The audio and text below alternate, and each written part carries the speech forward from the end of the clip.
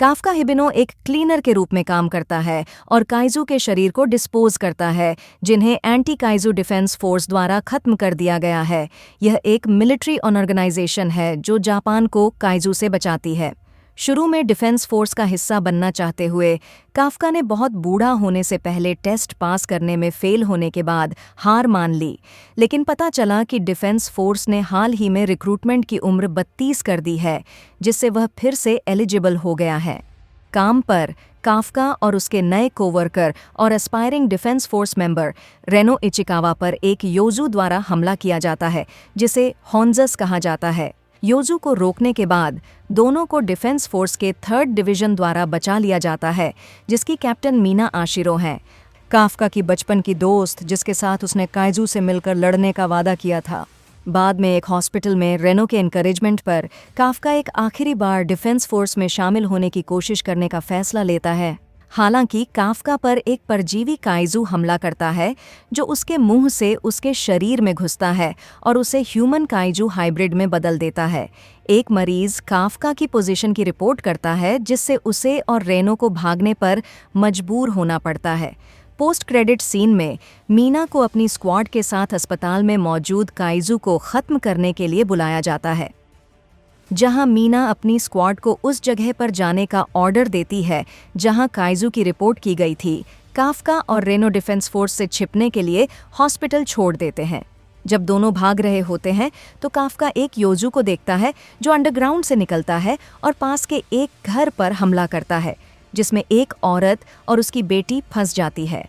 Kafka आगे बढ़ता है और योजू को मार देता है और माँ और बेटी को बचाता है, और बेटी उसकी मदद के लिए उसका शुक्रिया अदा करती है। मीना और उसकी स्क्वाड सीन पर पहुंचती है और लड़की से पूछती है कि क्या हुआ था। लड़की एक अच्छे काइजू को मेंशन करती है जिसने उसे और उसकी माँ को बचाया, जिससे मीना हैरान हो जाती है। 3 महीने बाद काफ्का के पकड़ से बचने के कारण काइजू नंबर 8 का कोड नेम दिया गया और वह और रेनो टेस्ट के पहले पार्ट में पास हो गए। दोनों टेस्ट के दूसरे पार्ट के लिए टेस्टिंग ग्राउंड पर जाते हैं, जहां उनकी मुलाकात किकोरू शिनोमिया से होती है, जो एक दूसरी रिक्रूट है जिसने देखा कि काफ्का की स्मेल काइजू जैसी है। रेनो किकोरू को बताता है कि वह और काफ्का काइजू क्लीनर्स के रूप में काम करते हैं, जिससे उसका शक दूर हो जाता है। काफ्का और रेनो टेस्ट के फिजिकल पार्ट की शुरुआत करते हैं, जिसे काफ्का मुश्किल से पास कर पाता है और एप्टीट्यूड टेस्ट की ओर बढ़ जाता है। एग्जाम के प्रॉक्टर 3rd डिवीजन का वाइस कैप्टन सोशिरो होशिना बताता है कि रिक्रूट को ट्रेनिंग एरिया में एक होंजू के अंडर में योजू के एक बड़े ग्रुप को खत्म करने की ज़रूरत है। रिक्रूट्स को काइजू मसल फाइबर से बने पावर सूट पहनाए जाते हैं, जो उन्हें पावर देते हैं और उन्हें एक शील्ड प्रदान करते हैं, जिसके एक्टिवेट होने पर वे टेस्ट में फेल हो जाएंगे। सूट में परसेंटेज के रूप में दिखाई गई कॉम्बैट पावर है, जिसमें काफ्का 0% आउटपुट वाला एकमात्र रिक्रूट है। इसके बावजूद काफ्का अपने काइजू के नॉलेज का यूज टारगेट्स को खत्म करने में दूसरों की मदद करने के लिए करता है। तभी एक योजू उस पर हमला करता है और उसे घायल कर देता है। अपनी शील्ड के एक्टिवेट होने से ठीक पहले काफ्का को किकोरू द्वारा बचाया जाता है, जिसके बाद सोशिरो उसे उसकी चोटों के कारण छोड़ने की सलाह देता है। काफ्का मना कर देता है और मीना द्वारा उसकी प्रोग्रेस को देखने के दौरान जारी रखने का फैसला करता है। काफ्का और रेनो उनकी लो फायर पावर के कारण दूसरे रिक्रूट्स की मदद करने की कोशिश करते हैं। किकोरू दूसरे रिक्रूट से आगे निकल जाती है और सभी योजू और होंजू को खत्म कर देती है, जिससे एप्टीट्यूड टेस्ट समाप्त हो जाता है। किकोरू पर एक इंटेलिजेंट ह्यूमनॉइड काइजू हमला करता है, जो सभी योजू और होंजू को रिवाइव करता है। ह्यूमनॉइड काइजू होंजू को किकोरू पर हमला करने का ऑर्डर देता है, जो उससे लड़ने की कोशिश करती है। फ्लैशबैक से पता चलता है कि किकोरू के पिता डिफेंस फोर्स के डायरेक्टर जनरल ईसाओ शिनोमिया उससे बैटलफील्ड में अपनी मां की याद में परफेक्ट बनने की मांग करते हैं, जिसे काइजू ने मार दिया था।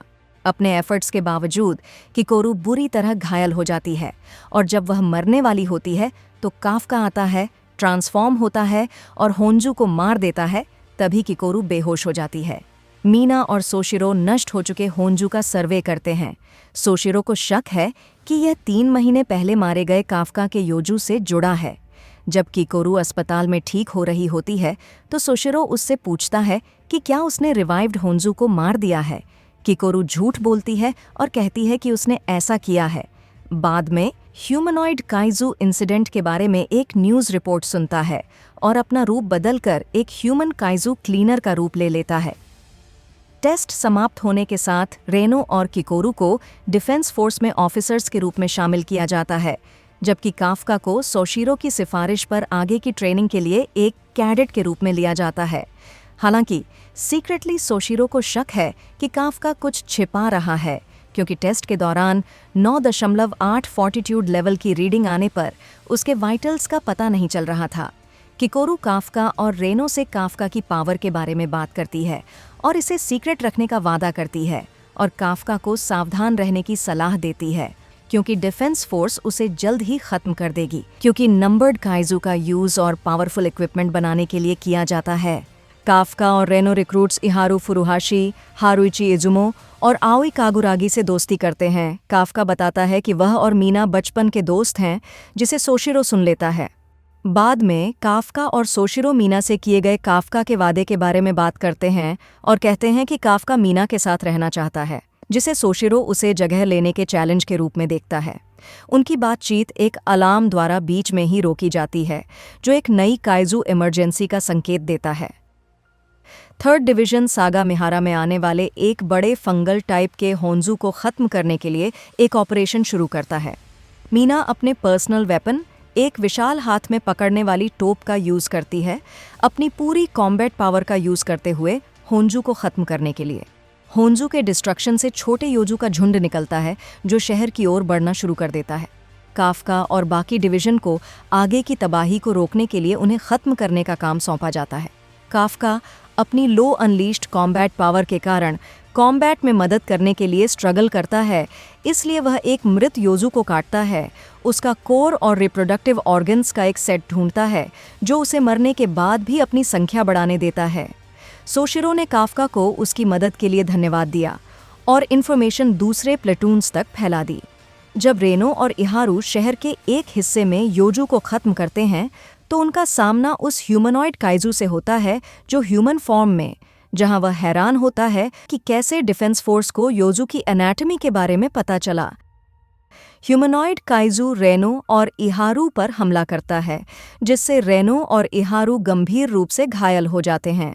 रेनो थर्ड डिवीजन के बाकी मेंबर्स से कांटेक्ट करने की कोशिश करता है, लेकिन ह्यूमनॉइड काइजू बताता है कि उसने एक नकल करने वाला स्पेस बनाया है जो कम्युनिकेशंस को ब्लॉक करता है।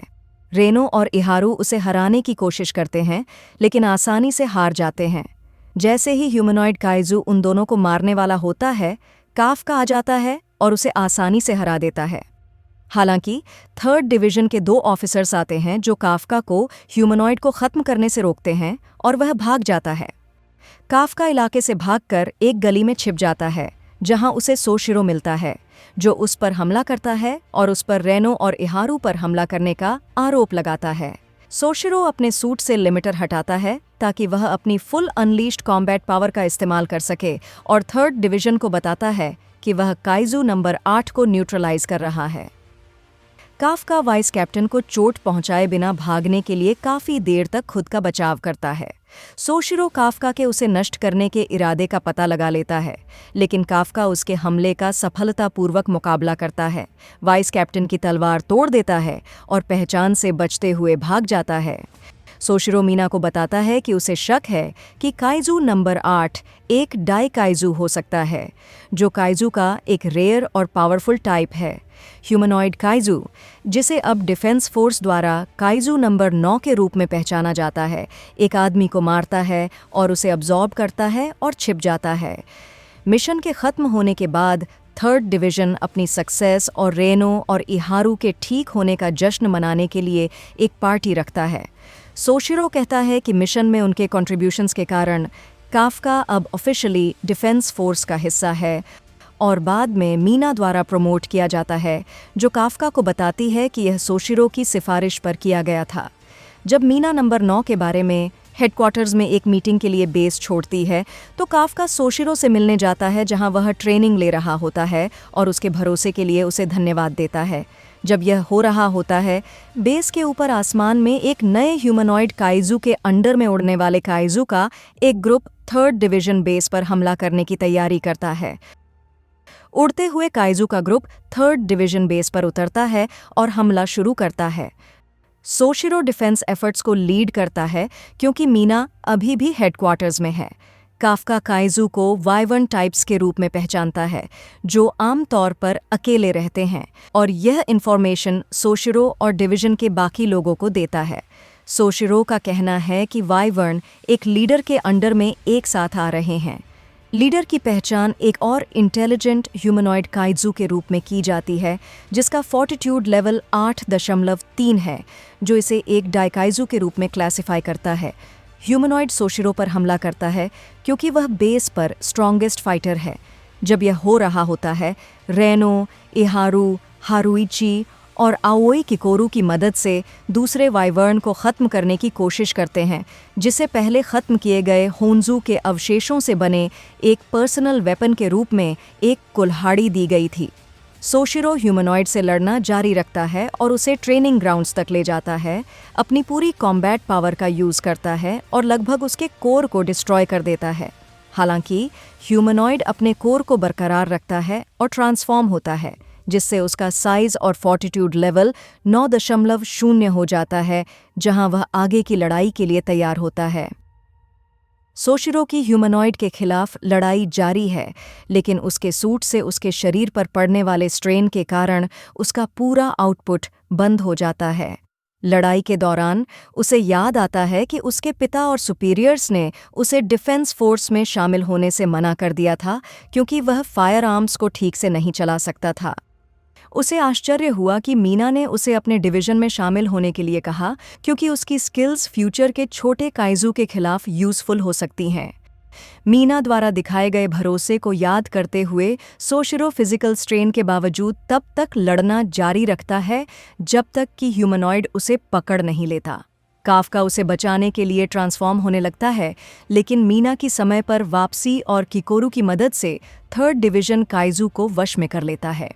डिवीजन का जश्न तब खत्म हो जाता है जब वे देखते हैं कि बाकी के वाइवर्न काइजू ने खुद को एक बम में इकट्ठा कर लिया है, जो पूरे शहर को तबाह करने में सक्षम है।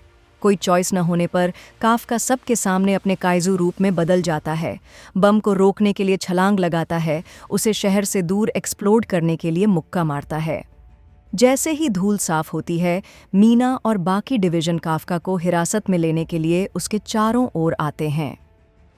इसाओ शिनोमिया के लीड में डिफेंस फोर्स के टॉप ऑफिसर 3rd डिवीजन को काफका को अरिया के समुद्री बेस में हेडक्वार्टर्स को सौंपने का आदेश देते हैं। उनके ट्रांसपोर्ट की देखरेख डिफेंस फोर्स के डेप्यूटी डायरेक्टर केजी इतामी द्वारा की जाती है। हिरासत में लिए जाने के दौरान काफका को मीना द्वारा बताया जाता है कि वह और 3rd डिवीजन के बाकी लोग उसे दुश्मन के रूप में नहीं देखते हैं और उसे डिस्पोजल से बचाने के लिए वे सब कुछ करेंगे जो वे कर सकते हैं। रेनो, इहारू, हारुइची और एओई को आगे की ट्रेनिंग के लिए दूसरे डिविजन्स में भेजा जाता है, जबकि तीसरे डिवीजन बेस को फिर से बनाया जाता है और अब ह्यूमनॉइड का नाम काइजू नंबर 10 रखा जाता है। किकोरू अपने पिता से काफका की जान बख्शने के बारे में बात करती है क्योंकि उसने एप्टीट्यूड टेस्ट के दौरान उसे बचाया था। हालांकि ईसाओ उसे काफका के सीने का एक्सरे दिखाते हुए कहता है कि उसका दिल अब काइजू कौर है और जोर देकर कहता है कि वह अब इंसान नहीं है। बाद में ईसाओ उसे खत्म करने के लिए काफका से एक कंटेनमेंट सेल में लड़ता है। काफका अपनी ह्यूमैनिटी साबित करने के लिए अपने काइजू रूप का यूज़ करने से बचने की कोशिश करता है, लेकिन ईसाओ के सूट से निकलने वाली एक महान पावर को महसूस करता है और एहसास होता है कि ईसाओ ने एक नंबर्स वेपन पहना हुआ है, जो हारे हुए नंबर्ड काइजू से बना एक पावरफुल डिफेंस फोर्स सूट है। ईसाओ द्वारा डेथ ब्लो से पहले काफका पूरी तरह से बदल जाता है और वापस लड़ता है। हालांकि काफका के सबकॉन्शियस में उसे इन्फेक्ट करने वाला मिस्टीरियस काइजू उसके शरीर पर कंट्रोल कर लेता है और उसे ईसाओ की ओर जाने का ऑर्डर देता है। काफका और ईसाओ के बीच लड़ाई जारी रहती है, जहां केजी ने नोटिस किया कि ईसाओ काफका को मारने की कोशिश करने के बजाय उसे टेस्ट कर रहा है। काफका और पावरफुल हो जाता है, आकार में बढ़ जाता है और ईसाओ को रोक देता है। काफ्का के सबकॉन्शियस में मिस्टीरियस काइजू उसे खा जाता है और वह अबिस में गिर जाता है। एक भयानक काफ्का ईसाओ पर हमला करने वाला होता है। अबिस में काफ्का इमेजिन करता है कि मीना उसका हाथ पकड़कर कहती है कि वह हमेशा उसका इंतज़ार करेगी। इससे काफ्का अपने ही दिल पर वार करता है, जिससे वह ईसाओ को मारने से खुद को रोक लेता है। मीना को एक ऑफिसर के रूप में काफ्का के बारे में इंफॉर्मेशन देने के लिए हेडक्वार्टर्स बुलाया जाता है। वह उसके एफर्ट्स की तारीफ करती है और उसके कैरेक्टर के बारे में पॉजिटिव बातें करती है। ईसाओ काफ्का से मिलने जाता है और बताता है कि उसने उसे डिफेंस फोर्स के लिए एक एसेट के रूप में जीवित रखने का फैसला किया था, लेकिन बाकी टॉप ऑफिसर्स अभी भी उसे काइजू के रूप में देखते हैं और वे उसे मरवाना चाहते हैं। काफ्का कहता है कि वह खुद को एक ऑफिसर के रूप में साबित करेगा। थर्ड डिवीजन को खबर मिलती है कि काफ्का का डिस्पोजल रद्द कर दिया गया है। पोस्ट क्रेडिट सीन में काइजू नंबर 9 अपने दूसरे वर्जन से बात करता है, जहां वह अपना अगला कदम तैयार करता है।